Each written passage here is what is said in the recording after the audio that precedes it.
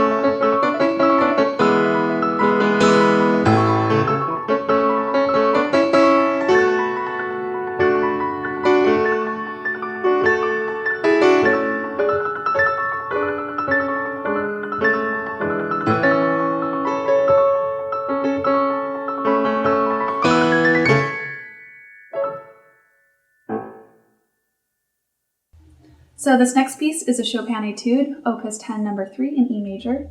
Chopin was a Polish composer from the Romantic era. He mostly wrote for solo piano, and his music is very emotional, has a little bit of pushing and pulling of the tempo, which is quite different from the past 2 pieces. So this piece specifically is very famous. Chopin himself said that he had never in his life written a melody so beautiful, which I think I might agree with. It has 2 nicknames, Tristesse, sadness, and Adieu, farewell, but those were not given by Chopin. For me personally, I think this is a piece that tells a story. It starts out talking about something so beautiful, but then we start to feel that that's been lost or hurt. And then at the end, it breaks your heart a little bit as it returns to that first theme, and you sort of remember what was once there, but has now been lost. So I hope you enjoy.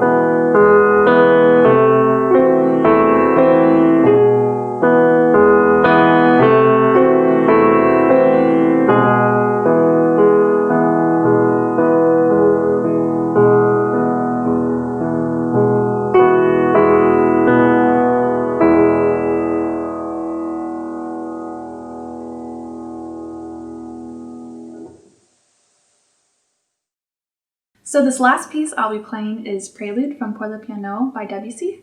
Debussy was a French composer. He's often considered one of the first impressionistic composers, although he really didn't like that title. And his music is known for painting really vivid imageries, often based on nature. Pour le Piano has 3 movements, of which Prelude is the first, and it's often considered one of Debussy's first mature works, kind of a turning point for him. Prelude is supposed to evoke the gongs and music of Java, which is an island in Indonesia. For me personally, I think it's a really fun piece. I really enjoyed learning it. It's kind of a journey through different emotions and moods, sometimes surprising the listener. So it was a lot of fun to play, and I hope you enjoyed listening.